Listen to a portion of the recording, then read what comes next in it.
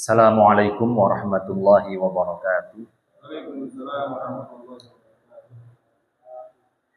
Bismillahirrahmanirrahim. Alhamdulillahi rabbil alamin.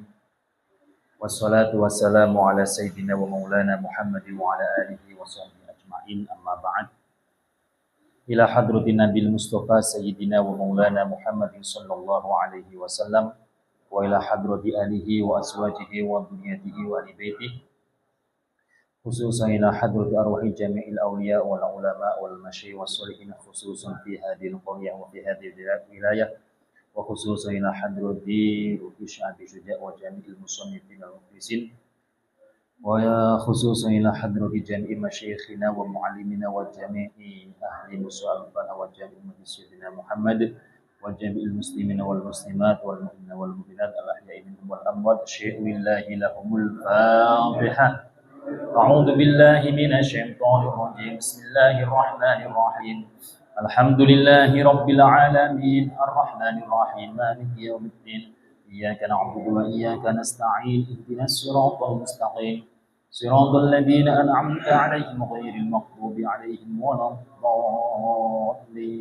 Rabbi ighfirli wa liwalidayya wa lil mu'minina amin. Bismillahirrahmanirrahim. Kita melanjutkan kajian sebelumnya, di mana sebelumnya pada pasal wasyara itu wujubi sholati salah satu asya, kita sampai pada sholat-sholat yang disunahkan.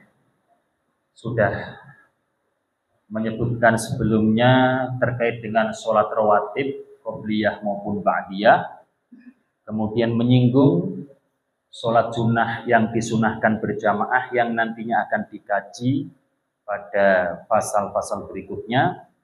Dan pada kesempatan kali ini beliau Syekh Abi Syuja menyebutkan 3 sholat sunnah. Dari sekian banyak sholat-sholat sunnah, beliau menyebutkan 3 sholat sunnah yang muakkadah. Berarti seakan-akan beliau menyampaikan dari sekian banyak sholat sunnah, ini loh kita usahakan, kita upayakan untuk kita jalankan dalam kehidupan sehari-hari. Bismillahirrahmanirrahim. Qala al-muallifu rahimahullahu ta'ala wa nafa'ana bihi wa bi'ulumihi fid dharaini amin ya rabbal alamin. Wa salasu nawafila muakkidatin. Wa salasu nawafila muakkidatun. Muakkidah atau muakkadah gitu. Muakkadah dibuat mabni maf'ul. Wa salasu nawafila, adapun 3 dari salat-salat sunnah muakkadatun yang dikukuhkan, artinya mendekati kewajiban lah, atau sangat dianjurkan untuk dijalankan. Ada 3 yang disebutkan oleh Syekh Abi Syuja. Sholatul laili, yang pertama adalah sholat malam, di mana syarahnya menyebutkan yang dimaksud sholat malam adalah utamanya sholat tahajud. Wa sholatul duha, dan sholat duha. Yang kedua adalah sholat duha.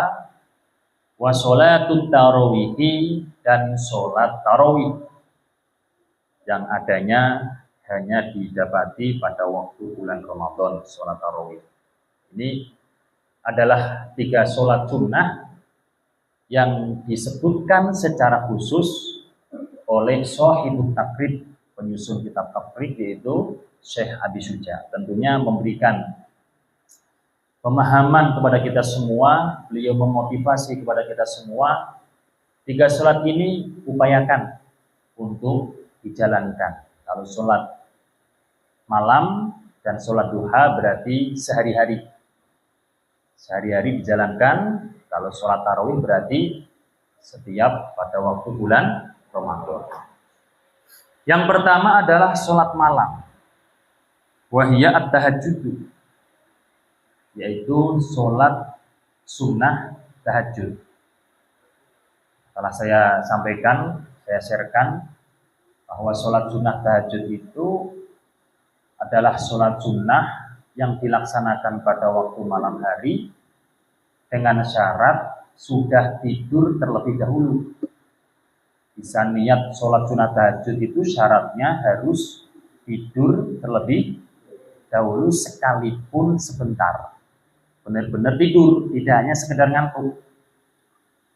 Dan tidurnya dimanapun juga, nggak harus di kasur. Umpama pada waktu ngaji seperti ini tiba-tiba dekluk tidur, sekalipun 1 menit, maka sudah mendapatkan tiket sholat sunnah tahajud. Jadi pada waktu ngaji tidur sebentar, meskipun tidur pada waktu ngaji itu menjadikan fakir. Tidur pada waktu ngaji, pada waktu kajian, berarti termasuk pada waktu khutbah. Khutbah itu kan ada penyampaian ilmu. Jadi kajian yang sangat resmi itu pada waktu khutbah, itu yang sangat resmi. Kalau tidur itu adalah salah satu sebab menjadikan orang tersebut fakir atau kesulitan dalam urusan rezeki. Pun demikian ketika tidurnya seperti itu sudah mendapatkan tiket untuk melaksanakan sholat tahajud selama sudah melakukan atau melaksanakan sholat isya.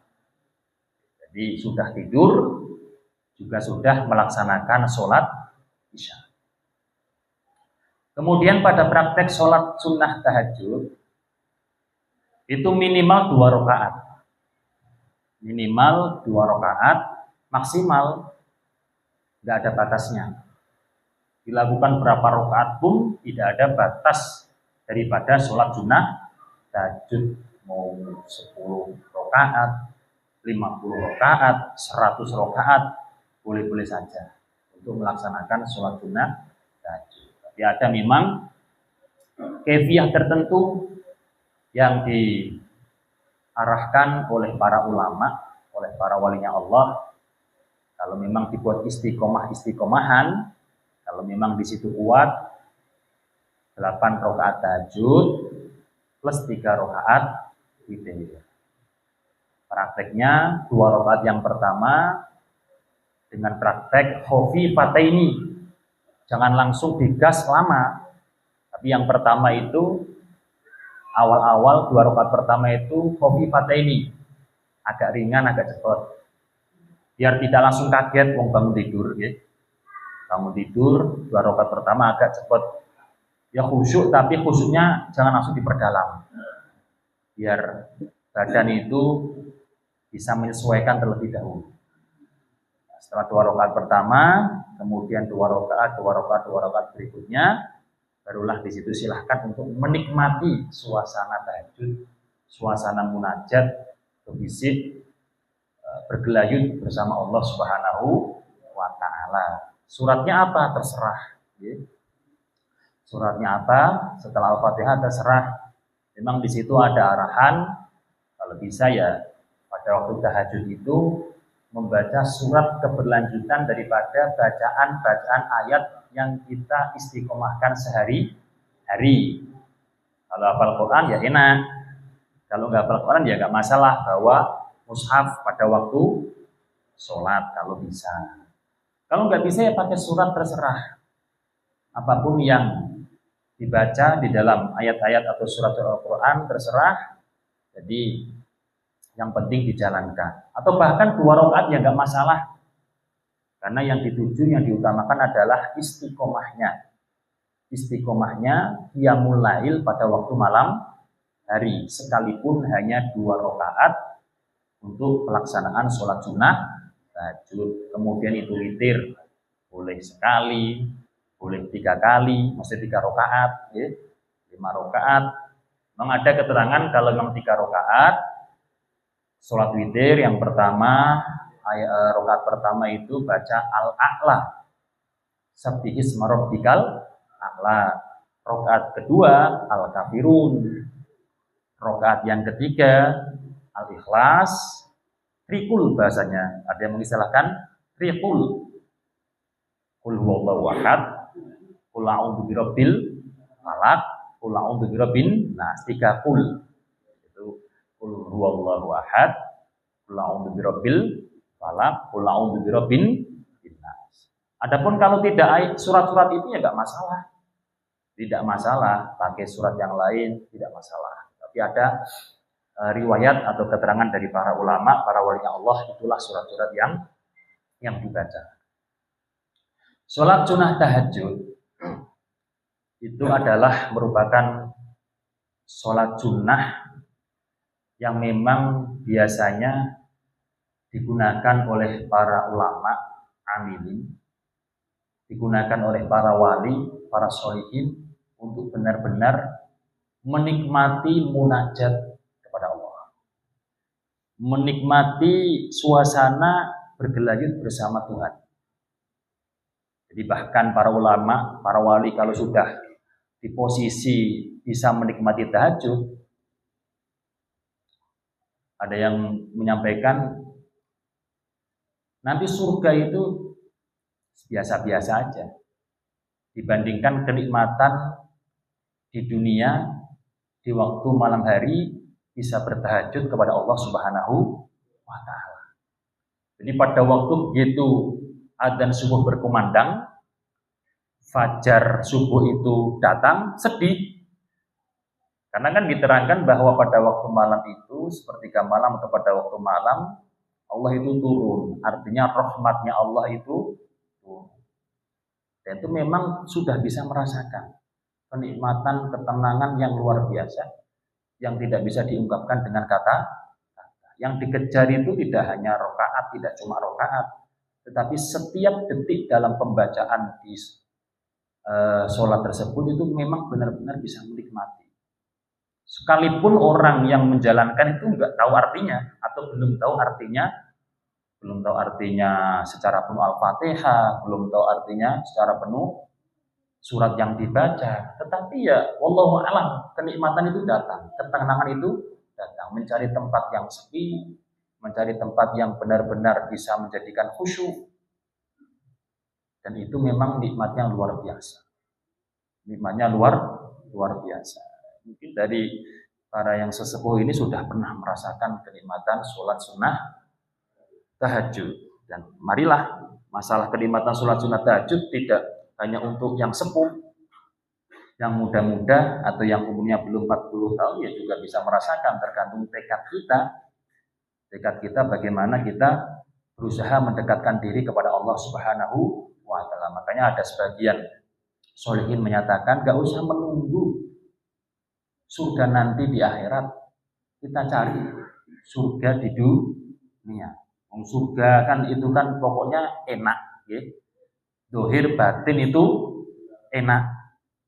Kita nggak usah kemudian menunggu nanti di akhirat. Kita rasakan mulai dari di dunia rasanya surga dunia, dan jangan terfokus surga dunia itu nikah. Surga dunia nikah itu ya bahasa-bahasa umum. Ini artinya surga dunia itu bagaimana kita bisa benar-benar merasakan kenikmatan tertentu yang bahasa para ulama itu kalau saya artikan tidak bisa diungkapkan dengan kata-kata, yaitu kita bisa bersama Allah Subhanahu wa taala. Enaknya luar biasa.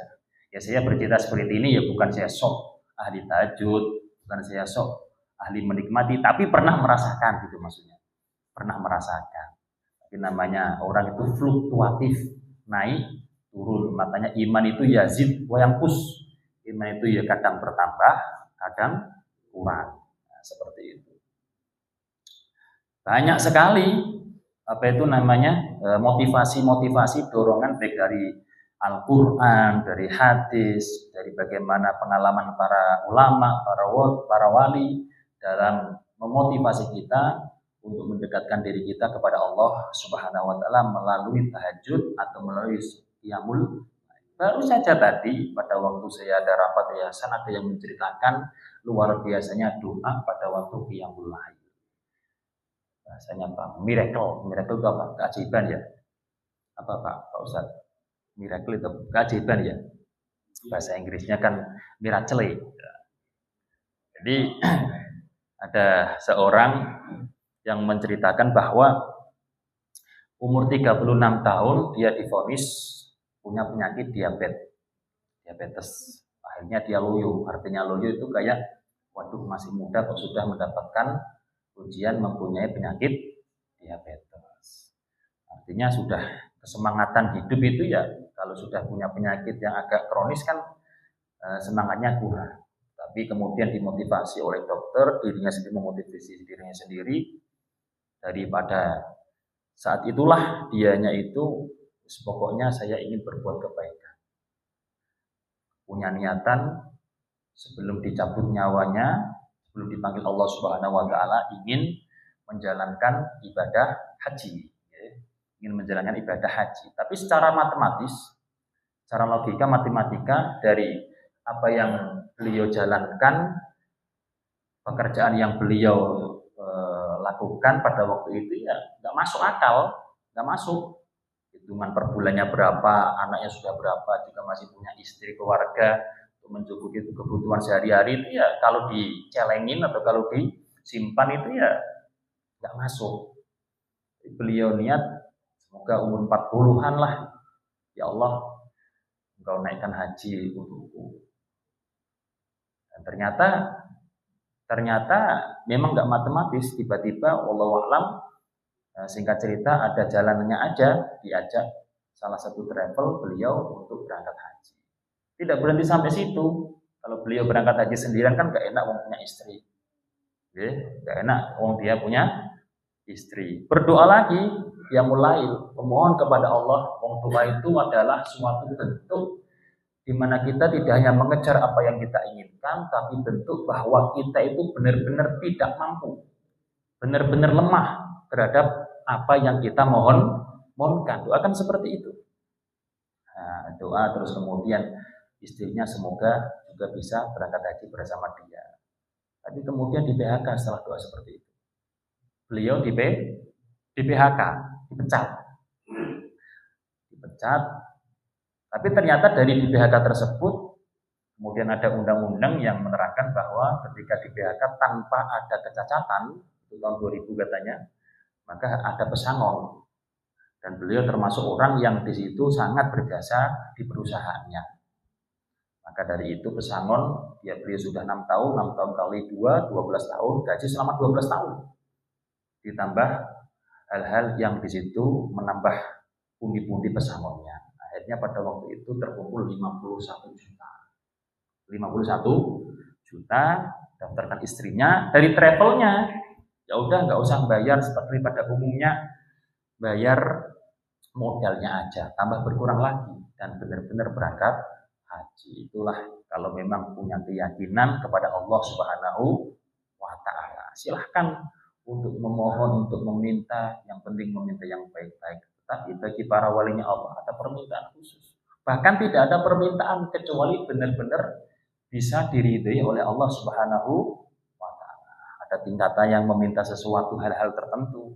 Ada yang di situ ya Allah, pokoknya saya pasrah, saya ingin menikmati bersama Engkau dengan ridho. Nah, jadi seperti itu. Nikmat daripada qiyamul lail adalah sebagai sarana, sebagai wasilah perantara kita mendekatkan diri kepada Allah Subhanahu wa taala. Al-Fakir atau saya mendapatkan amalan atau ijazah khusus yang kemudian yang telah memberi itu sudah wafat, beliau yang telah memberi sudah wafat. Saya izin kepada putra beliau untuk bagaimana kalau ijazah yang telah diberikan kepada beliau Yai, saya juga sampaikan kepada yang ngaji-ngaji kepada saya, boleh apa enggak? Ya enggak masalah, biar tambah manfaat. Syukur-syukur pada mau menjalankan ijazahnya sebagaimana yang telah saya sampaikan, saya kirimkan kepada Pak Jaka dan juga Pak Budi untuk disampaikan yang lain. Ijazahnya monggo kalau dilaksanakan setiap hari silahkan, atau dilaksanakan seumur hidup sekali ya silahkan. Yang penting kita nyambung. Yang penting kita nyambung dalam urusan amaliyah ibadah yang kita lakukan. Yaitu yang pertama adalah pada waktu setelah sholat sunat tahajud, yaitu istighfar astaghfirullahaladzim 166 kali. Ya, kita nggak perlu tanya kenapa harus 166, kenapa nggak 200, 300. Nah, kita kalau dapat ijazah seperti itu jalani aja. Itu emang ada hadisnya dari Rasulullah? Nggak ada. Kalau jumlah 166 nggak ada. Tapi kalau memperbanyak istighfar di malam hari jelas ada. Nggak hanya dari hadis, dari Al-Quran pun juga ada. Tapi jumlah sekian itu adalah sekali lagi merupakan pengamalan juga pengalaman para wali, para ulama. Di hitungan tersebutlah ada sir-sir tertentu, ada rahasia-rahasia tertentu. Dan kita kan ingin gandul bahasanya gitu. Kita ingin gandul supaya juga mendapatkan keberkahan melalui para ulama, para wali-wali tersebut. Astagfirullahaladzim 166 kali. Kemudian hauqalah la haula wala quwata illa billahil aliyil azim 50 kali. Kemudian ya basit, ya basit, ya basit, salah satu asmaul husna yang berartikan wahidat yang maha melapangkan, wahidat yang maha meluaskan. Pokoknya rizki kita supaya luas. Rizki itu tidak hanya harta, kesehatan juga rizki, anak juga rizki. Apapun yang bermanfaat untuk kita adalah rizki dari Allah Subhanahu wa Ta'ala. Biar benar-benar luas, biar benar-benar lapang. Jadi meskipun katanya Indonesia tidak baik-baik saja, katanya, meskipun mungkin ada bendera One Piece berkibar umpama, atau pokoknya di situ ekonomis dan tidak baik-baik saja, tapi kalau hati kita itu terasa lapang, hati kita itu terasa luas, pikiran kita itu padam, kan enak dalam menjalani kehidupan ini. Mulai dari dulu nanti ila yaumil qiyamah, perasaan itu ya ada dua. Perasaan yusrun juga perasaan usrun. Yaitu perasaan yang mudah, perasaan yang sulit, perasaan yang enak, perasaan yang enggak enak yang ditaburkan Allah di dunia ini. Nah, kita kan ingin yang enak. Dan perasaan yang enak itu Allah yang memberikan. Dalam keadaan apapun, dalam suasana apapun, kalau Allah sudah memberikan hati kita itu bercahaya, hati kita itu terang, benderang, ya enak-enak aja. Ya enak-enak aja, karena kita punya Allah Subhanahu wa Ta'ala. Seperti halnya profil daripada Pak Jaka, kan ada Allah, kan gitu ya. Kan ada Allah. Selesai udah. Kemudian setelah ya basit 99 kali, kemudian setelah itu hasbunallah wa ni'mal wakil. Lo kok nggak ada ni'mal maula wa ni'mal nasir? Ya kita ngalun aja. Karena caranya seperti itu. Hasbunallah wa ni'mal wakil. Kalau kita ingin ikut daripada rentetan ijazah ini, ya ikuti apa adanya. Kalau mau tambahin sendiri, ya di situ silahkan sendiri. Tapi kalau kita ikut, astagfirullahaladzim. Kenapa enggak alladzi la ilaha illa huwal hayy? Enggak perlu ditanyakan kalau seperti itu. Kita nganut aja kalau ijazah itu ajastukum qabilna, selesai. Ajastukum, saya mengijazahkan kepada kalian semua, qabilna, kami terima. Itu dilakukan. Astagfirullahaladzim. Terus kemudian la haula wala quwata illa billahil aliyil azim 50 kali. Ya basit 99 kali. Setelah itu hasbunallah wa ni'mal wakil 45 kali. Kita usahakan sesuai dengan hitungan. Loh, masa dzikir terpaut dengan hitungan? Tujuannya itu kita menyantolkan amaliyah kita kepada para ulama, para kiai, para sholihin, para wali. Itu aja tujuan kita. Memang nggak ada batasan terkait jumlah, tetapi kita ingin gandul sarungi, gandul jubai, porok ya itu aja. Karena kita merasa bahwasanya orang yang masih banyak dosa, orang yang masih banyak kotornya, seperti itu.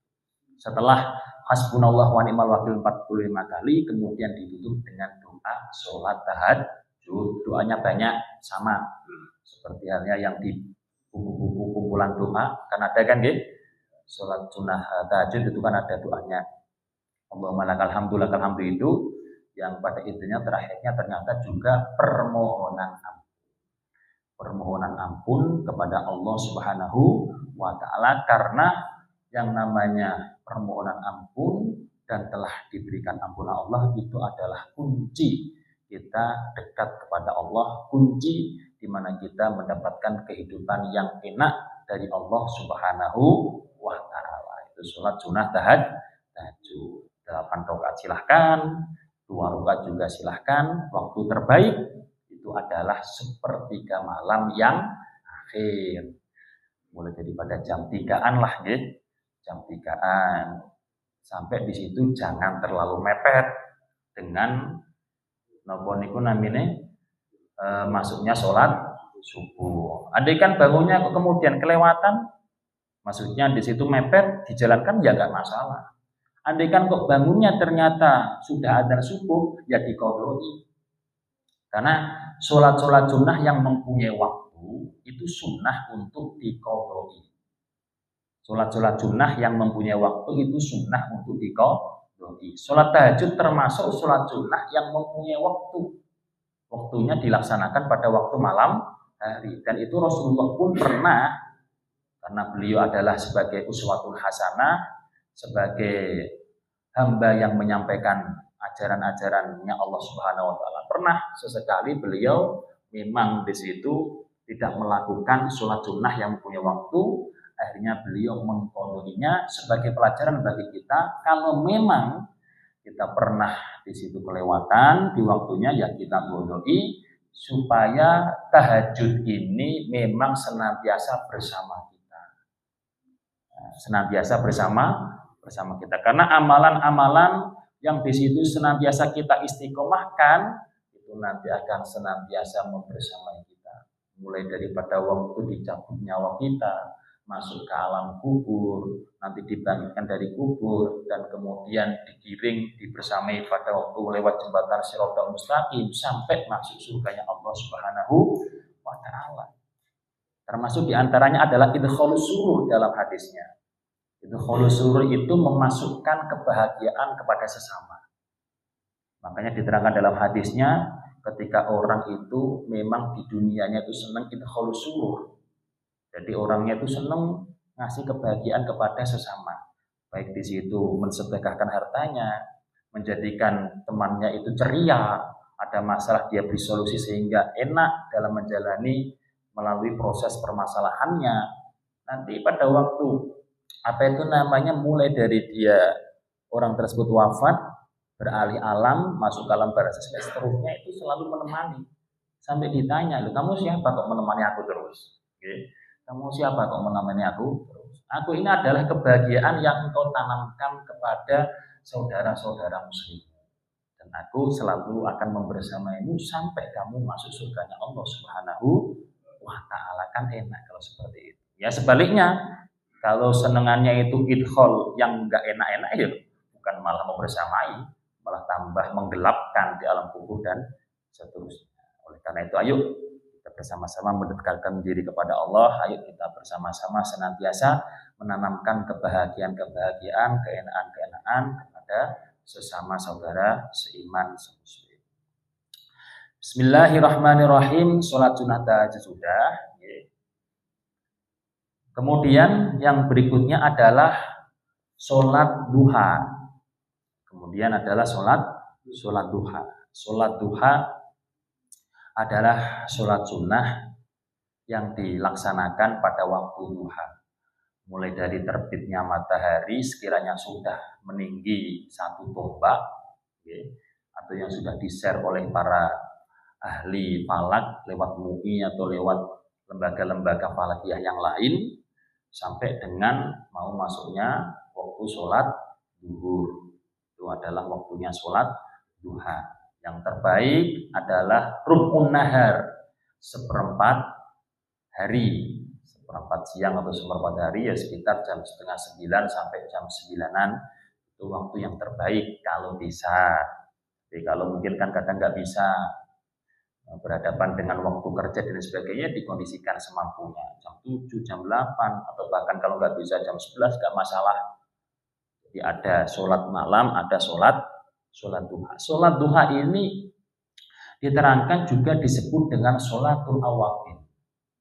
Padahal terkenalnya sholatul awabin secara khusus itu pelaksanaannya bainal maghribi wal isya, antara maghrib dan isya, 2 rakaat, 6 rakaat dan seterusnya. Itu sholat sunnah awabin. Sholat sunnah awabin itu artinya apa sih? Artinya awabin itu orang-orang yang selalu ingat, orang-orang yang selalu taubat kembali kepada Allah Subhanahu wa taala fi awqatil ghaflah, di waktu-waktu di mana orang itu banyak lupa kepada Allah, di waktu-waktu di mana orang itu banyak terlena akan urusan dunia. Oleh karena itu, sholat duha ini termasuk oleh para ulama waktu sama sunnata waktu sama sunnata sholatil awabin, atau waktu sama sholat al awabin, disebut juga sholat sunnah awabin. Karena pada waktu duha itu orang itu biasanya sibuk dengan makasibnya, sibuk dengan urusan-urusan mata pencaharian, urusan-urusan duniawi. Ini supaya dia itu ada kontrolnya, ada kontrolnya dalam menjalani itu, dalam menjalani pekerjaannya, dalam menjalani urusan duniawiyahnya. Ini ada sholat duha supaya selalu ingat, mau korupsi nggak jadi korupsi, mau salah tanda tangan, harinya betul tanda tangannya, mau kepleset, harinya nggak jadi kepleset. Karena ketika sudah mengistiqomahkan sholat duha ini, orang ini akan dijaga oleh Allah Subhanahu wa taala dari hal-hal yang melenakan, dari hal yang menipu, dari dunia yang tipu-tipu yang mungkin kenikmatannya hanya sesaat tetapi sengsara setiap saat. Nah, ini adalah salah satu faidah manfaat utama daripada sholat duha. Kalau sholat tahajud tadi bagaimana kita bisa mendekatkan diri kita kepada Allah, menikmati surganya dunia. Kalau sholat duha pada fokusnya adalah bagaimana kita supaya terjaga diri kita, terjaga apa yang kita jalani dari hal-hal yang melenakan, yang melupakan dari Allah Subhanahu wa taala, itu dengan sholat duha. Meskipun napa niku namine secara faidah, manfaat, fadilah banyak sekali, ada yang mengatakan sholat duha sholat ekonomi lah, ada sholat duha sholat rizki dan sebagainya, terserah, tidak masalah penyebutannya apapun. Itu saya pada satu titik itu tadi saja bahwa ini termasuk sholat sunnah awabin, minimal 2 rakaat, terus maksimal ada yang mengatakan 8 rakaat, ada yang mengatakan 12 rakaat. Terserah dari bapak-bapak ini mampunya berapa. Kalau memang di situ banyak nganggur, semangat ibadah, silakan 8 rakaat, silakan 12 rakaat. Kalau memang di situ sibuk dengan keadaan mencari nafkah dan sebagainya, mencari nafkah itu juga ibadah kalau diniati ibadah. Al-umur bima qasidiha. Kalau mampu 2 rakaat silakan 2 rakaat. Nah, ini juga saya mau menyampaikan ijazah lagi, yaitu pada waktu sholat duha, setelah sholat duha, kalau memang dimungkinkan untuk menjalankan dengan adanya waktu yang cukup, yaitu baca yang pertama, Astaghfirullahaladzim innahu kana ghaffara. Astaghfirullahaladzim innahu kana ghaffara, sebanyak 126 kali. Kemudian itu disusul sholawat Jibril sallallahu ala Muhammad sallallahu ala Muhammad 100 kali. Kemudian dilanjutkan salah satu Asmaul Husna, yaitu Ya Latif, Ya Latif, Ya Latif, Ya Latif, wahidat yang maha lembut, wahidat yang maha kasih sayang. Ya Latif itu sebanyak 129 kali. Dan itu masyhur hitungan 129 kali di salah satu Asmaul Husna, yaitu Ya Latif. Terus kemudian ultufbi fi umuri kulliha. Ultufbi fi umuri kulliha itu 11 kali. Ya Allah, lemah lembutlah terhadap hamba-Mu ini dalam segala urusan hamba. Dalam segala semua urusan apapun, kita mohon Allah itu melimpahkan, menurunkan, memberikan kasih sayangnya, kelembutannya kepada kita. Apakah yang mengajar atau yang masih belajar, apakah yang bekerja atau apakah yang sudah pensiun, ngurus rumah tangganya, ngurus masyarakat, supaya diberikan kelemah lembutan oleh Allah Subhanahu wa taala. Sehingga Allah ketika sudah memberikan sifat latifnya, ya kita enak-enak aja. Kita dalam pelaksanaan itu insya Allah mudah, enak, tenang, ada rintangan juga segera ada solusi insya Allah. Setelah itu doa sholat duha. Allahumma inna duha itu di bacaan-bacaan itu sangat banyak sekali. Bismillahirrahmanirrahim. Kemudian yang nomor 3 yang sangat dianjurkan, diingatkan oleh beliau Syafi'i Syuja adalah sholat tarawih. Sholat tarawih yang dimana sholat tersebut dijalankan di malam-malam bulan Ramadan dan tentunya dilaksanakan setelah sholat isya, setelah menjalankan sholat isya. Nah, sholat tarawih ini memang sering menjadi perdebatan jumlah rakaatnya. Ini saya menyampaikan secara kajian ilmunya. Silahkan dari hadirin atau bapak-bapak semuanya yang hadir ini untuk mengikuti pendapat yang manapun terserah. Yang penting di situ sholat malam di malam bulan Ramadan. Yang masalah itu yang nggak menjalankan sholat tarawih. Kan gitu. Sholat tarawih adalah salah satu sholat yang disunahkan berjamaah. Boleh sendiri, tapi sunnahnya dilaksanakan secara berjamaah. Waktunya adalah setelah melaksanakan sholat isya sampai dengan masuknya fajar subuh. Minimal waquluha, ini ada keterangan di dalam kitab Taqriratus Sadidah, termasuk kitab daripada ulama mazhab Syafi'i ya. Waquluha rakaatani. Minimal 2 rakaat. Minimal 2 rakaat. Kita yang biasanya perdebatkan itu antara 20 sama 8 kan gitu. Waquluha rakaatani wa aktsaruha isruna rakaatan, dan paling banyak maksimal 20 rakaat. Wala budda ayyusallima fiha min kulli rakaataini, harus dijalankan 2 rakaat 2 rakaat, enggak boleh 4 rakaat 1 salam. Kalau sholat duha boleh 4 rakaat 1 salaman, sholat tahajud juga boleh 4 rakaat 1 salaman. Tetapi kalau sholat tarawih itu dalam praktek pelaksanaannya adalah salam setiap 2 rakaat. Nah, ini memang merujuk dari hadisnya Rasulullah, mangkoma Ramadhana imanan wahtisaban gitu ya. Ghufira ma taqaddama min dzambi wa ma ta'akhkhar wa fi riwayatin. Nah, itu memang ini kok 28. Kita kalau boleh jujur, saya cek daripada mazhab 4, baik itu mazhab Imam Malik, mazhab Abu Hanifah, mazhab Imam Malik, mazhab Imam Syafi'i, mazhabnya Imam Ahmad bin Hambal. Itu jujur-jujuran di dalam kitab bahwa Imam Hanafi, mazhabnya Imam Hanafi, mazhab Hanafi nggih, salah satu qaul daripada mazhab Maliki, terus mazhabnya Imam Syafi'i, kemudian mazhab Imam Ahmad bin Hambal itu menyatakan bahwa sholat tarawih itu adalah praktek 20 rakaat.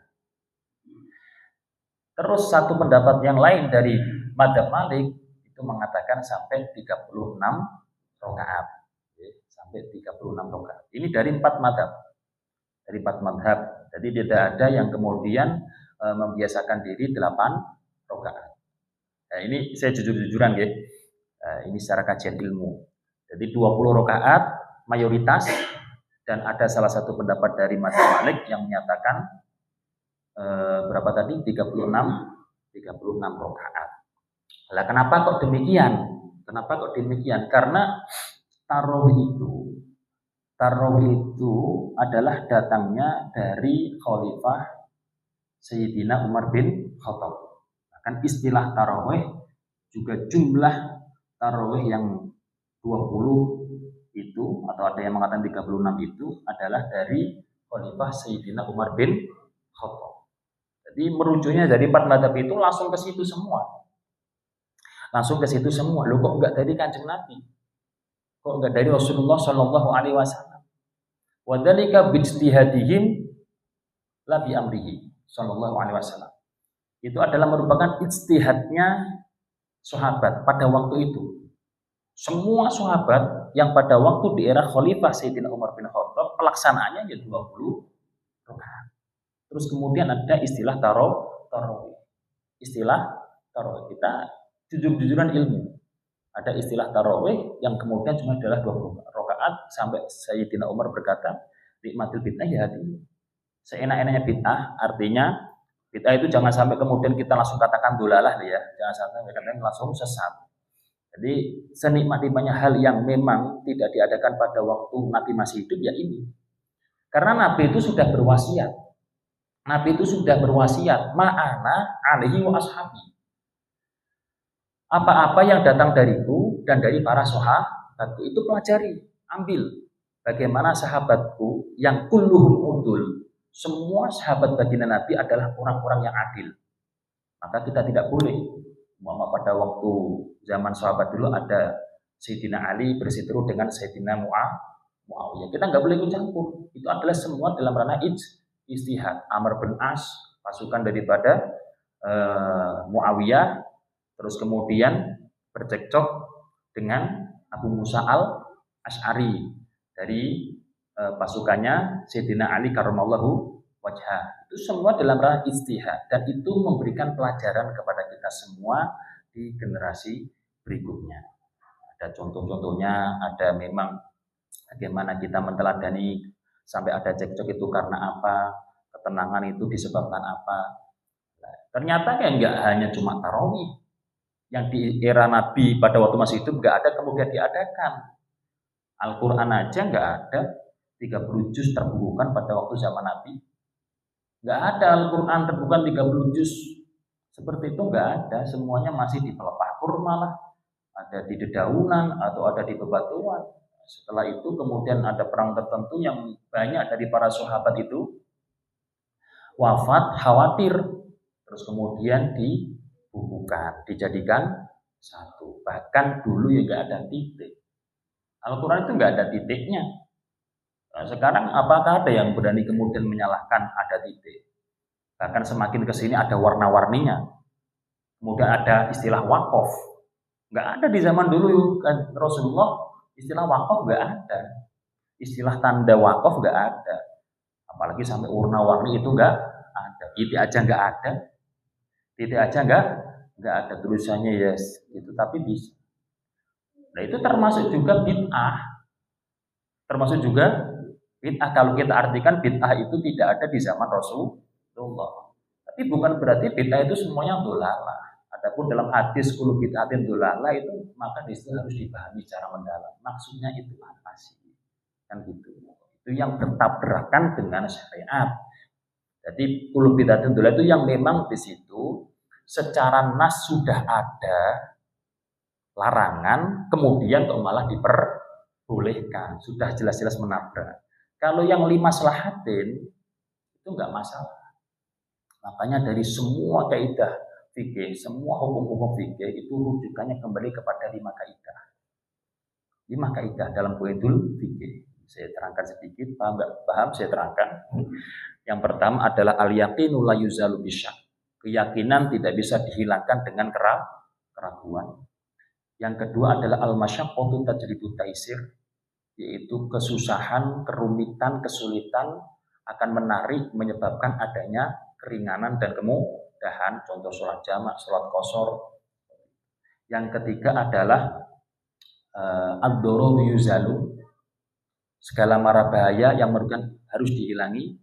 Yang keempat adalah al-adatu muhakkamatu, kebiasaan, adat kebiasaan itu bisa dijadikan hukum, bisa dijadikan hukum selama tidak bertentangan dengan nas syariat. Itu juga ada dalil Rasulullah. Maro'a muslimun hasanan bahwa indallahi hasanun aw kama kata Nabi. Sesuatu yang meyakini, orang-orang muslim itu meyakini bahwa itu adalah suatu kebaikan, maka menurut Allah juga kebaikan. Selama tidak bertentangan dengan syariat. Yang menentukan itu juga bukan sembarang orang, artinya orang-orang yang benar-benar bersih hatinya. Dan yang terakhir adalah al-umuru bimaqsadiha. Segala sesuatu harus ada niatnya supaya bernilai ibadah. Kembali kepada tarawih tadi. Jadi kalau kita jujur terkait dengan jumlah yang memang dari para ulama madhab, itu ya biasa yang dijalankan, yang afdol ya 20 rakaat. rakaat seperti itu. Adapun yang di situ melaksanakan 8 rakaat ya silahkan. Oleh karena itu bahasa daripada Fathul Qorib syarahnya takrib ini wa yanwi asyahsu bi kulli raka'ataini minha sunnatat tarawih au qiyam ramadan. Sunnatat tarawih au qiyam ramadan. Niatnya itu boleh niat tarawih sehingga merujuk pada sahabat yang mengistilahkan dengan kata-kata tarawih atau diperbolehkan di situ niat qiyam ramadan. Jungkung wengi ibadah malam di bulan Ramadan. Maka terus kemudian disimpulkan oleh kitab Takrib Sajdah ini banyak rata-rata mengambil dari takrib, Fathul Qorib, kemudian Tausyeh atau Bejuri yang masih berkutat dengan syarat-syarat takrib, kemudian beliau merumuskan menyimpulkan. Makanya kemudian disebut yang paling sedikit 2 rakaat.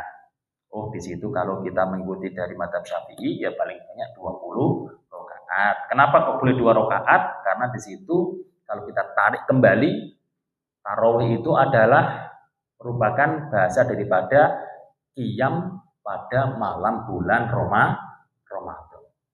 Nah, kemudian gimana kalau yang 8 niatnya apa?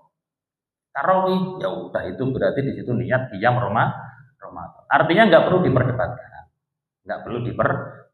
Kalau memang ingin afdol mengikuti daripada rute para ulama madzhab, ya silakan 20 rakaat. Kalau di situ mau kemudian 8 rakaat karena langsung mengambil dari praktek baginda Nabi yang di situ memang pada waktu dulu itu beberapa hari di masjid 8 rakaat kelihatan dari para sahabat, ya juga silahkan. Itu kan juga sama-sama qiyam Ramadan. Kita mau mengikuti yang mana? Monggo kerso. Silahkan. Di musola ini 8 rakaat, di musola 20 rakaat. Jadi nggak perlu kemudian diperdebatkan. Wah 20 rakaat atau cepat, 8 rakaat bisa menikmati.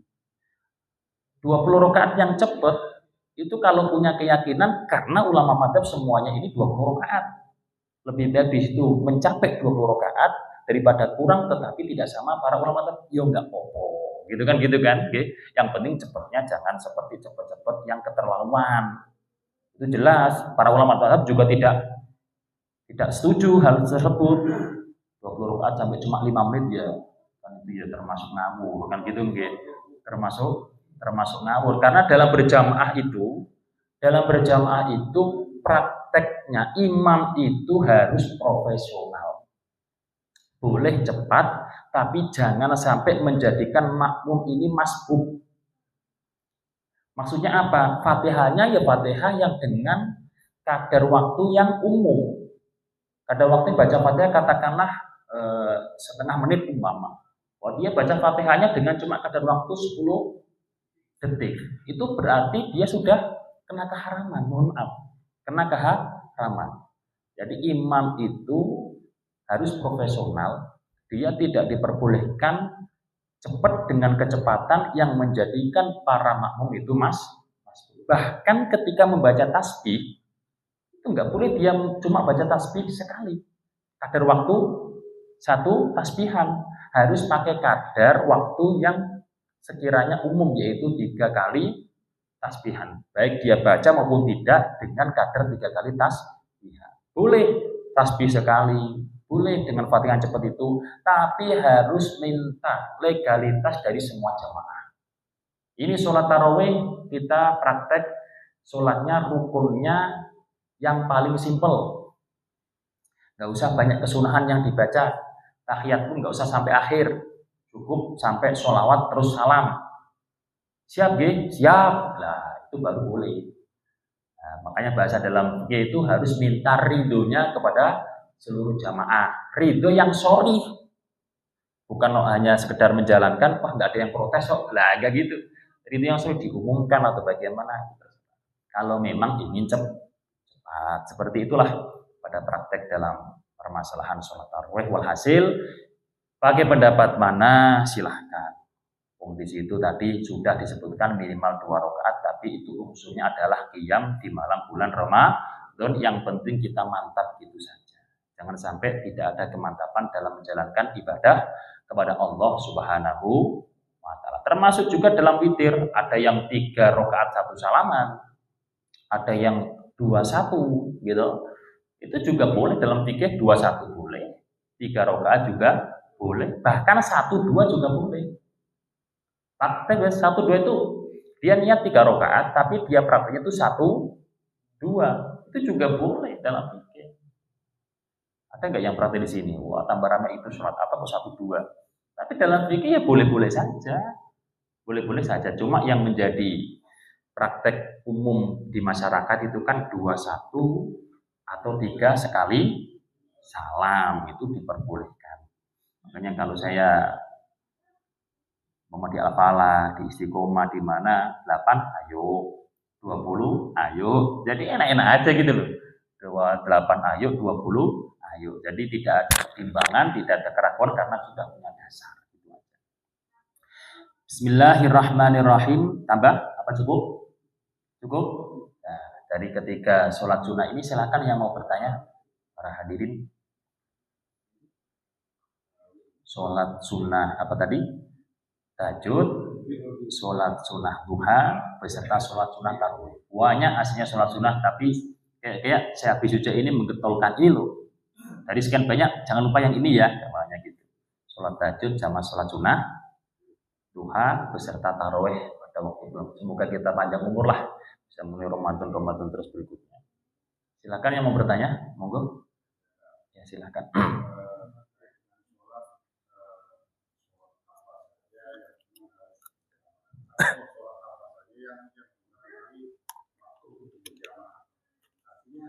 Ini kan banyak macam-macam sholat sunnah. Ada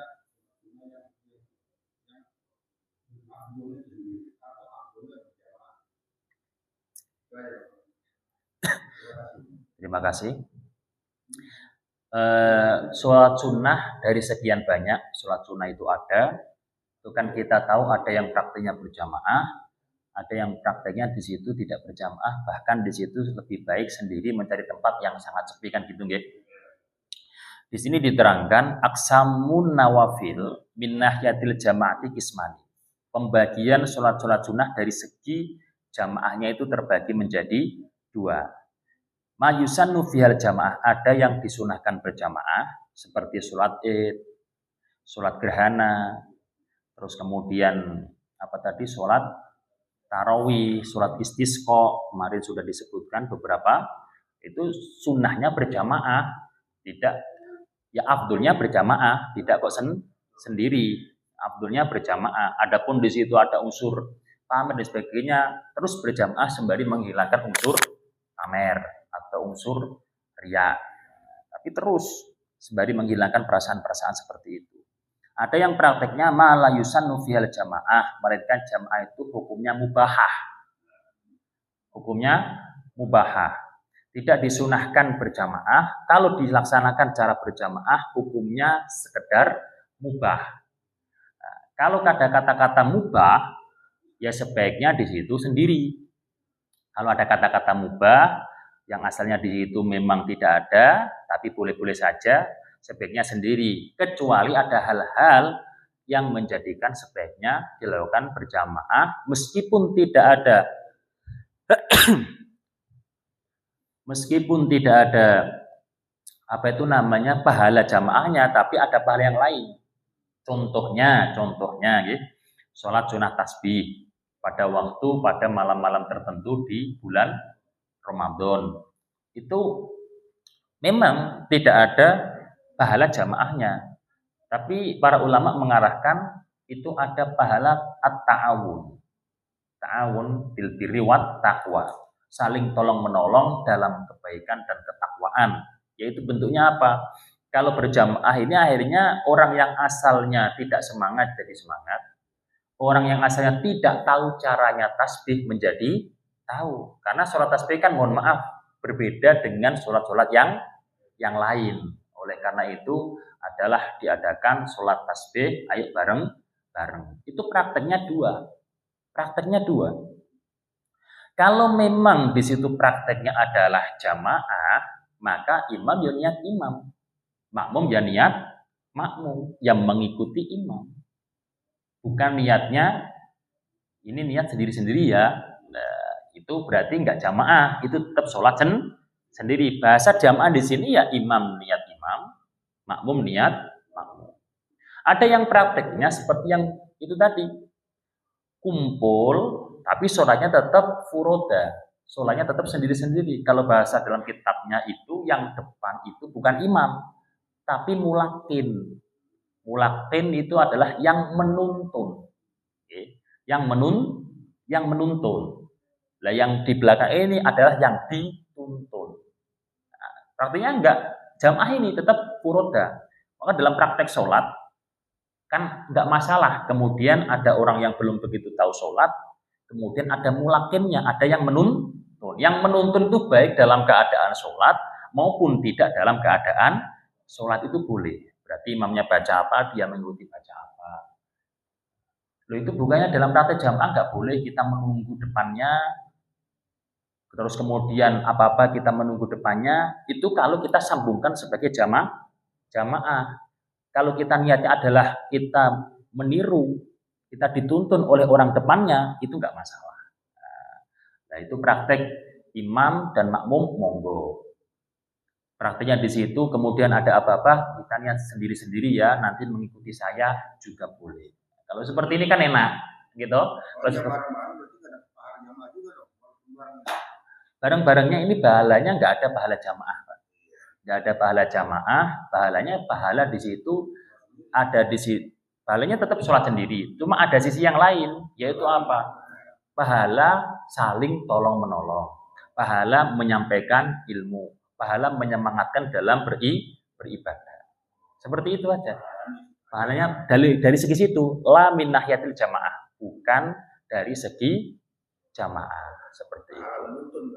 Ya, pahala taklim, memberikan ilmu dalam urusan sholat sunnah. Karena orang-orang itu kan biasanya sholat tasbih ya jarang kalau nggak di bulan Ramadan. Karena sholat itu hanya di bulan Ramadan, akhirnya lupa-lupa hitungan tasbihnya berapa ya. Kan lupa-lupa tuh nggih. Lupa-lupa. Umpama kemudian kelewatan itu terus bagaimana ya? Kan lupa-lupa. Wong wiridannya juga ada wiridan khusus sholat sunat tasbih. Ya.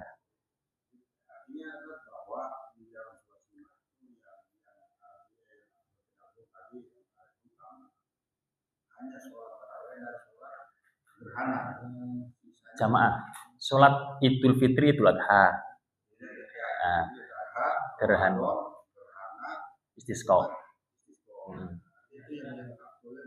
Yang berjamaah. Boleh, bahasanya boleh. Boleh, yang lebih baik sendiri kalau tidak ada unsur-unsur yang lain. Soalnya kadang contoh di pesantren atau di lembaga Islam atau di sekolahan lah gitu. Itu kan kadang guru-guru ngajak untuk sholat duha berjamaah untuk mengajari murid-muridnya, atau bahkan di situ ada yang praktiknya sholat qobliyah badiahnya pun berjamaah ketika cepat pada kabur dicontohkan, tapi juga diberi pemahaman ini baiknya ya di situ sholat sendiri-sendiri. Hasil itu nggak masalah, tapi nggak dapat pahala min nahiyatil jamaah. Silakan. Ya.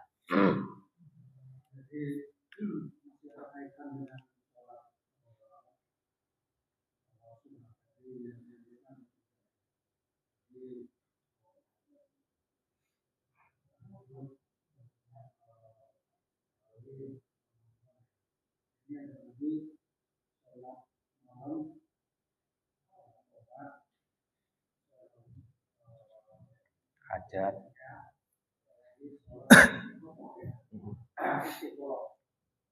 Jadi dalam pelaksanaan ini gimana?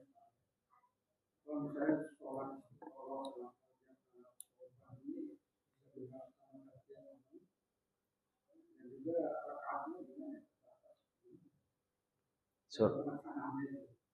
Surat hajat, istikharah, apalagi tadi? Salat taubah.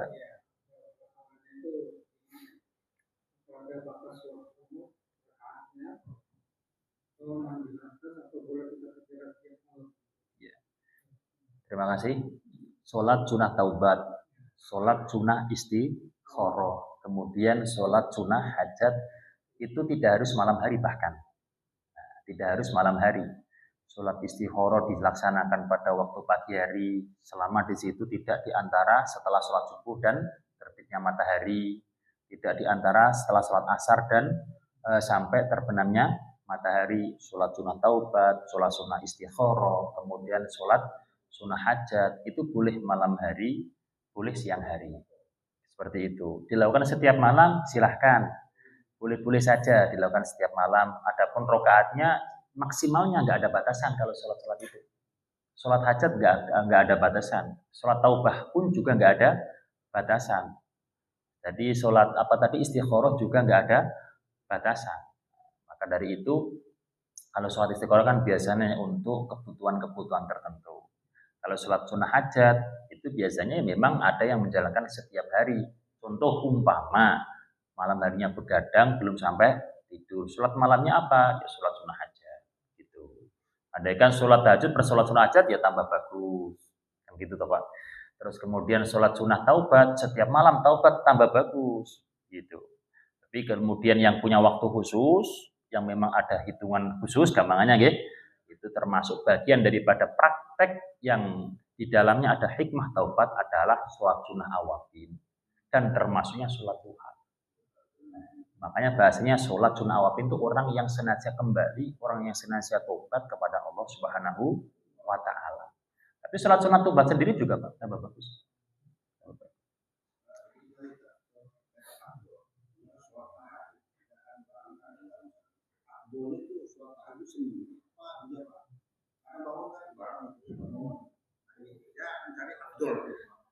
Kalau mencari afdol tetap sendiri-sendiri. Sendiri-sendiri karena tadi kembali kepada tahajud itu bagaimana tahajud ini sebagai sarana hanya kita dengan Allah. Ya kalau istrinya di pojok sana, di ruang sana, kita cari ruang yang lain. Gitu, Pak. Kecuali memang untuk mengajari istri. Umpama istrinya itu belum tahu. Ya kita ajari sampai tahu, kemudian ini abdulnya sendiri-sendiri. Silakan kamu menikmati tahajudmu, aku tak mau menikmati tahajudku. Gitu Pak Johan. Ya meskipun dalam praktek membangunkannya tetap ya saling bersinergi.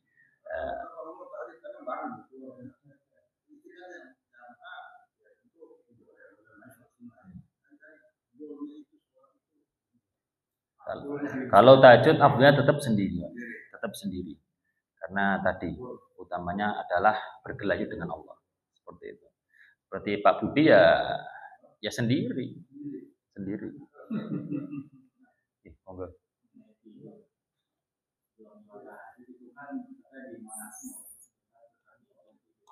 Nggih.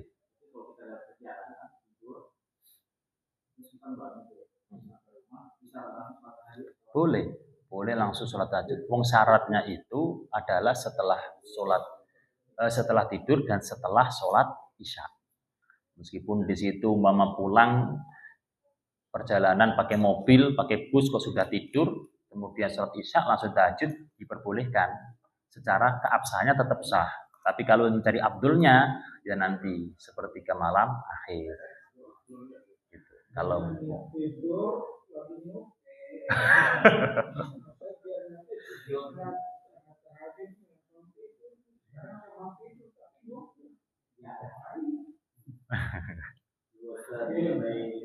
sholat tawafil kan jarang dilakukan.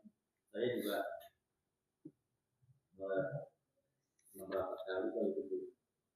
Bukan baik harus bagi buat isya waktunya. Nah, malam juga boleh. Itu prakteknya sholat sunnah awabin. Kalau sholat sunnah awabin antara maghrib dan isya Pak. Boleh 2 rakaat, boleh 6 rakaat atau bahkan lebih. Ada batasannya berapa ya? 12 per 20 gitu. Tapi rata-rata biasanya ya antara 2 dan 6 umumnya gitu. Dan itu nyatanya usoli sunata sholatil awabin atau usoli sunatal huflah. Jadi namanya itu 2, sholat sunnah huflah atau sholat sunnah awabin. Kalau ada pun doanya juga ada doa khususnya. Allahumma inni astaudiuka imani fi hayati wa inda mamati wa ba'da mamati. Fahfatu alayya innaka ala kulli syai'in qadir.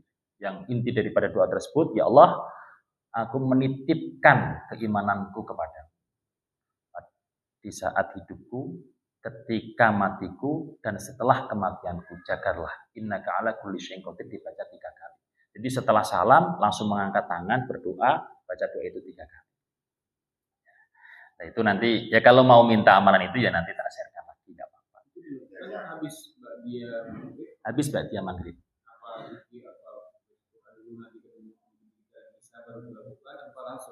Langsung kalau bisa.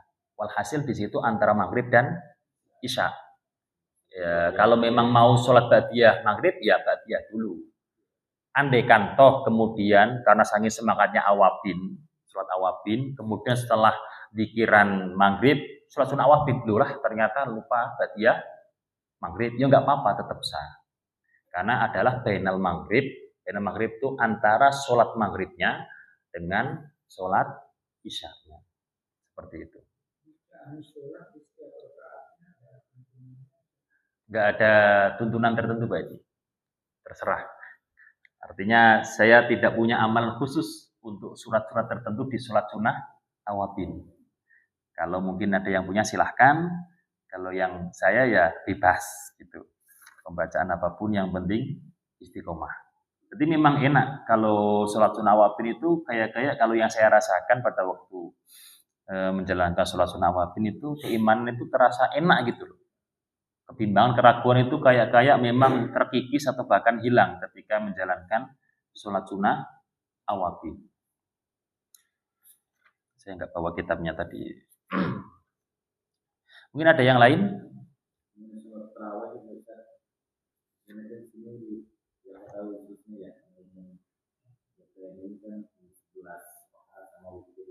Okay. Jika kita melaksanakan yang dilakukan itu, gimana ada kelebihan kan, ada apa sebagai ini kan yang udah menurut imam yang 4 itu kan 20 harus 20 gitu kan. Nah kita menjalankan yang 8 gitu. Apakah ada ketimpangan kan dalam melaksanakan pahalanya? Ya gimana ya, kalau kita sudah berbicara perbedaan pendapat, baik di situ dari madzhab apa itu namanya 4 tersebut, dengan mungkin ada yang mengijtihadi langsung dikaitkan mangkoma imanan itu kan dawuhnya Rasulullah pada waktu beliau masih hidup, dan ternyata pada praktek beliau masih hidup itu cuma 8 rakaat. Ya silahkan meyakini itu. Silahkan meyakini itu. Walhasil kalau kita masalah afdol-afdolnya itu kadang subjektif kita menilai. Kadang kita tuh subjektif. Oh karena ini saya memang belajar fikih, dan fikih itu muaranya pada 4 madhab, ya lebih afdol, jelas saya mengatakan lebih afdol yang 20, kan gitu. Tapi kalau dalam sisi ada mungkin pendapat yang mengatakan, oh, kita langsung aja lah ke Rasulullah, meskipun 4 madhab itu kita apa adanya, apa yang dijalankan Rasulullah pada waktu itu, ya silahkan gitu. Masalah afdal di situ bagaimana kita sholat, gitu. Kita sholat itu dalam keadaan benar-benar yakin, tidak ada kebimbangan, dan disesuaikan dengan lingkungan. Kalau sudah dijalankan 8, daripada kemudian diganti 20 menimbulkan kontra, permasalahan, menghilangkan atau mengurangi jamaah, lebih baik ya 8 aja nggak apa-apa. Karena tarkul adawah, meninggalkan suatu kebiasaan malah menimbulkan permusuhan, apalagi dalam urusan yang sentral di musola ataupun di masjid. Silahkan di situ 8. Kalau satu saat kemudian semuanya kemudian sepakat ayo 20 aja, ya monggo. Tapi selama nggak ada seperti itu, teruskanlah yang sudah ada. Itu aja Pak. Jadi kalau dalam praktek memang hal-hal yang dari kiai saya, kalau hal-hal selama benar-benar tidak haram, udah nggak usah kemudian kita permasalahkan. Benar-benar tidak haram nggak perlu kita permasalahkan. Sehingga di situ Islam itu tetap damai. Sini ada yang seperti itu, situ ada seperti itu. No problem. Selisih masalah pahala ya tergantung bagaimana pribadi orang itu masing-masing melaksanakannya. Jadi begini saja, karena di lingkungan saya ini masih atau musolahnya 8 rakaat berjamaah,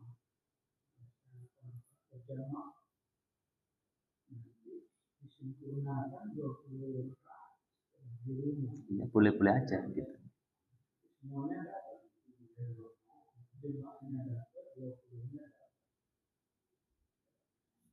Boleh seperti itu, tambah bagus. Karena saya pribadi mah gak kelakon.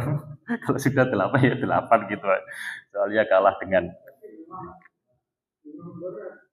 Gitu. Kalau enggak misalnya halaman ke masjid terawih nanti mana bisa 20 kalau sudah 8 rakaat 20 lagi itu susah kalau nggak jamaah susah.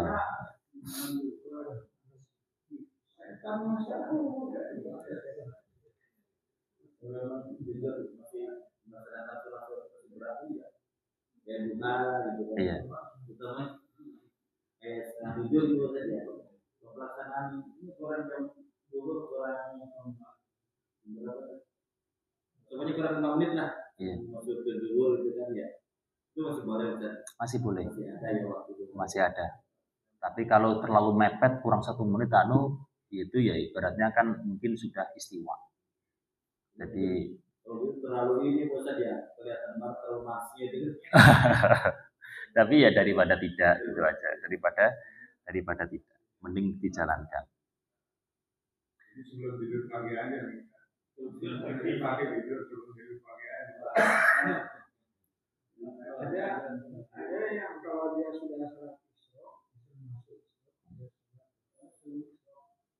nggak perlu duha lagi. Termasuk duha. Memang kalau dalam urusan isyrok itu ada yang mengatakan isyrok sendiri dengan duha, ada yang menyatakan isyrok ya duha gitu. Ya namanya ulama berbeda-beda dalam menyikapi itu seperti yang kita bahas tadi. Kita ngajikan supaya tambah wawasan gitu, supaya tambah mantap ibadahnya maksudnya kan gitu. Oh.